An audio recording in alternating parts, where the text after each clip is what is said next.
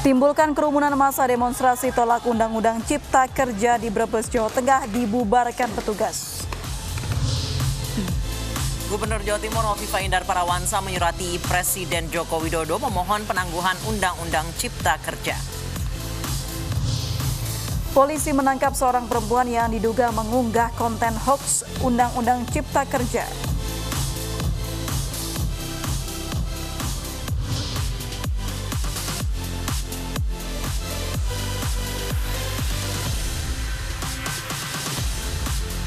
Selamat sore pemirsa, demikian tadi berita pilihan Anu Sore yang akan menemani Anda selama 2 jam ke depan bersama saya Anissa Dasuki. Dan saya Aprilia Putri. Pemirsa, kita awali Ayu Sore hari ini dengan informasi kondisi ibu kota pasca demo tolak Undang-Undang Cipta Kerja serta total kerugian yang diderita Transjakarta akibat kerusuhan mencapai 55 miliar.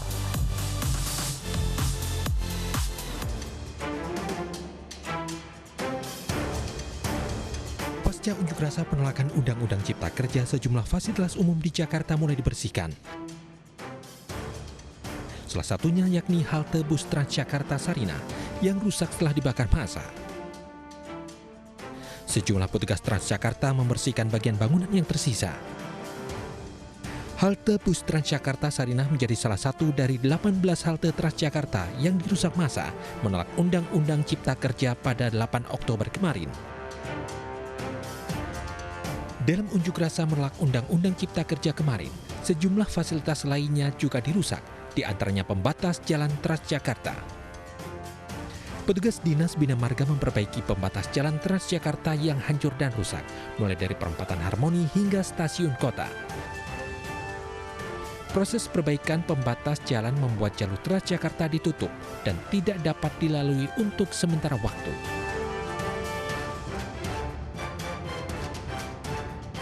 Selain sejumlah fasilitas umum, pos polisi Patung Kuda Jakarta Pusat juga dibakar massa saat unjuk rasa penolakan Undang-Undang Cipta Kerja.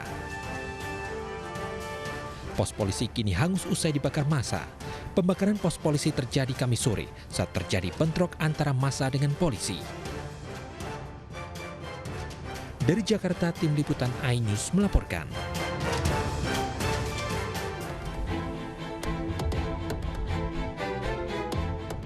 Gubernur DKI Jakarta Anies Baswedan meninjau langsung kawasan Simpang 5 Pasar Senen Jakarta Pusat pasca terjadinya kerusuhan akibat unjuk rasa menolak Undang-Undang Cipta Kerja pada Kamis kemarin. Anies akan berkoordinasi dengan masyarakat terdampak yang bangunannya ikut dirusak maupun dibakar dengan memberikan ganti rugi.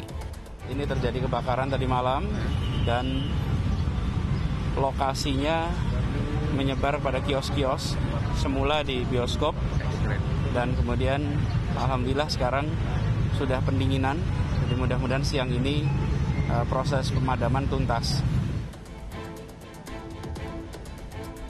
Fasilitas umum yang dirusak seperti halte bus Transjakarta, 2 dari 4 halte bus di kawasan Pasar Senen hangus terbakar, sementara 2 di antaranya rusak parah.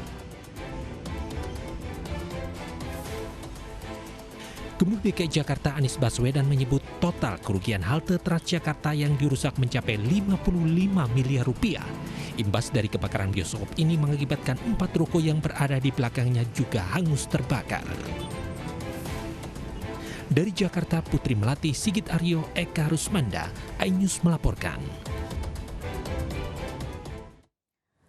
Kondisi terkini dari lokasi unjuk rasa yang sempat diwarnai pembakaran halte bus Transjakarta kemarin sudah ada rekan Nadia Valery langsung dari kawasan Bundaran HI Jakarta. Nadia, apakah halte yang terbakar kemarin saat ini sudah mulai diperbaiki? Ya, April, Anissa, dan juga pemirsa, berdasarkan pantauan kami di lokasi sore hari ini, baru saja tiba sejumlah petugas yang datang untuk mengangkat sisa-sisa puing dari peristiwa kebakaran di halte Transjakarta atau Sari Jakarta Pusat. Yang mana ini merupakan salah satu dari 20 halte Transjakarta yang dirusak massa pada aksi unjuk rasa tolak Undang-Undang Cipta Kerja Kamis sore hingga malam kemarin. Berdasarkan kronologinya, April dan juga Anissa, sebelumnya untuk peristiwa pembakaran yang dilakukan oleh elemen buruh dan juga mahasiswa ini terjadi sekitar pukul 18.30 waktu Indonesia Barat, yang mana sebelumnya massa sempat melakukan aksi unjuk rasa di sekitar area Patung Kuda, Jakarta Pusat, di dekat kawasan Istana Kepresidenan. Dan kemudian massa juga berjalan hingga ke Bundaran HI dan mereka kemudian melakukan pengerusakan dan juga pembakaran terhadap sejumlah fasilitas umum. Dan di sini dapat kami informasikan juga bahwa saat ini kondisi halte Transjakarta Tosari, Jakarta Pusat ini masih dalam kondisi rusak dan juga hangus, dan untuk sementara waktu tidak dapat digunakan untuk pengoperasian Transjakarta. Namun demikian, Transjakarta masih dioperasikan, di mana untuk menaikkan dan juga menurunkan penumpang ini dilakukan dengan menggunakan halte bahu jalan. Hingga saat ini, April dan juga Anissa, pihak kepolisian juga sudah menangkap sebanyak 1.192 orang yang diindikasi melakukan aksi anarkis selama aksi unjuk rasa tolak Undang-Undang Cipta Kerja pada 6 hingga 8 Oktober kemarin. Namun hingga saat ini belum ada yang ditetapkan sebagai tersangka. Dan dari lebih dari 1.000 yang ditangkap tersebut, setengahnya berasal dari pelajar STM dan juga elemen buruh dan mahasiswa. Ya, Anissa, April. Baik, terima kasih atas laporannya Nadia Valerie. Pemirsa, pasca demo tolak Undang-Undang Cipta Kerja bergulir, Pangdam Jaya memastikan aksi anarkis dan vandalisme bukan dilakukan oleh mahasiswa dan buruh. Diduga perusuh berasal dari luar Jakarta.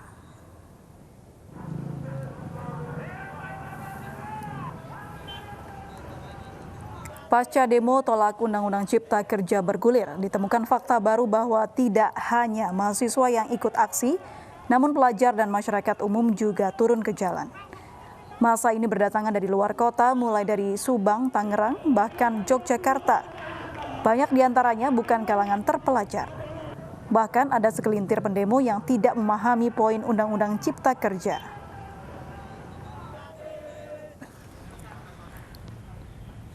Pangdam Jaya Maijen TNI Dudung Abdurrahman memastikan mereka yang berperilaku anarkis dan vandalis bukan berasal dari mahasiswa dan buruh.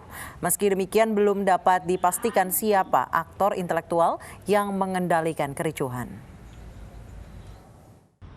Kami melaksanakan tugas pengamanan dengan Bapak Kapolda dari Kodam Jaya mengerahkan 1.400 personil. Kemudian kita ada posko di Monas beserta Kapolda.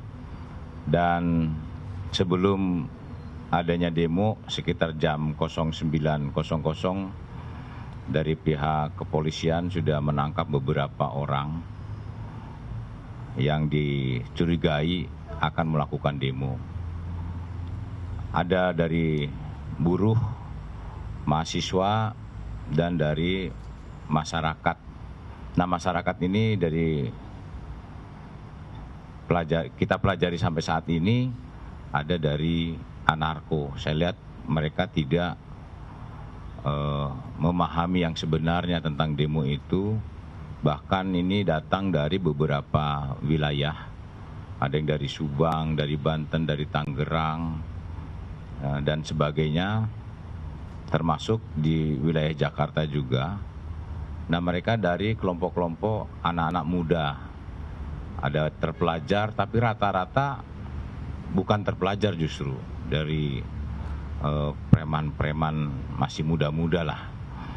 Kalau mahasiswa dengan buruh, setelah kita berikan brosur tentang RUU Omnibus Law, mereka memahami beberapa butir-butir yang dibahas di DPR. Tapi bagi mereka-mereka yang dari pokok masyarakat yang tidak terpelajar itu, justru mereka tidak paham sama sekali. Polisi menangkap seorang perempuan yang diduga mengunggah konten hoax terkait isi Undang-Undang Cipta Kerja pada akun media sosial Twitter. Perempuan berinisial V ini ditangkap di Makassar, Sulawesi Selatan. Kadif Humas Polri Irjen Pol Argo Yuwono menjelaskan VE mengunggah data yang tidak benar terkait Undang-Undang Cipta Kerja di akun Twitter. Pelaku mengunggah konten hoax tersebut pada tanggal 8 Oktober atau setelah Undang-Undang Cipta Kerja disahkan DPR. Menurut Argo, motif sementara pelaku adalah merasa kecewa dengan pengesahan Undang-Undang Cipta Kerja. Meski demikian, hingga saat ini DPR belum menerbitkan salinan final Undang-Undang Cipta Kerja yang telah disahkan pada 5 Oktober lalu. Kemudian kita lakukan penyelidikan di sana dan kita menemukan adanya seorang perempuan ya yang melakukan diduga melakukan penyebaran yang tidak benar itu ada di Twitternya, itu Twitter @fidelyayang itu ya di sana.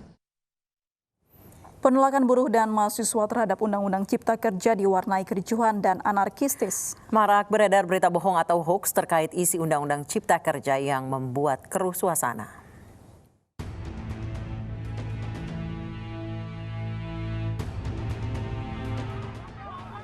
Kericuhan mewarnai unjuk rasa massa buruh dan mahasiswa di sejumlah daerah Indonesia beberapa hari terakhir. Demonstran kecewa atas sikap DPR RI dan pemerintah yang dituding abai dan tidak berpihak pada kepentingan para pekerja dalam membahas Undang-Undang Cipta Kerja. Maraknya berita bohong atau hoax yang beredar tentang isi Undang-Undang Ciptaker semakin memperkeruh suasana. DPR dan pemerintah menyatakan banyak informasi yang tidak tepat beredar di masyarakat terkait Undang-Undang Cipta Kerja. Bahkan sejumlah menteri menggelar jumpa pers untuk meluruskan kesimpang siuran informasi Undang-Undang Cipta Kerja. Terdapat sejumlah informasi hoax yang beredar di masyarakat, diantaranya soal uang pesangon yang dihilangkan.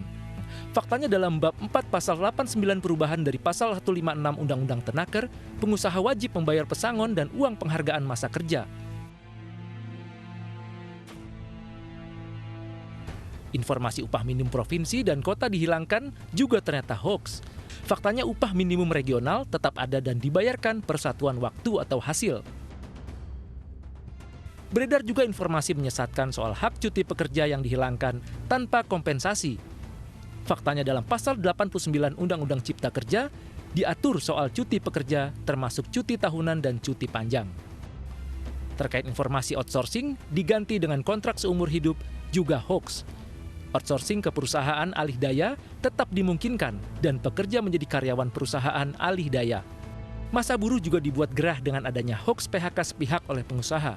Faktanya dalam pasal 90 diatur terkait PHK atas kesepakatan perusahaan dan pekerja.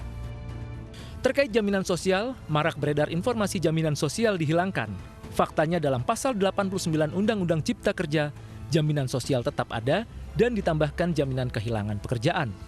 Sementara untuk tenaga kerja asing, tidak bebas masuk harus penuhi syarat dan peraturan. Tim Liputan iNews melaporkan.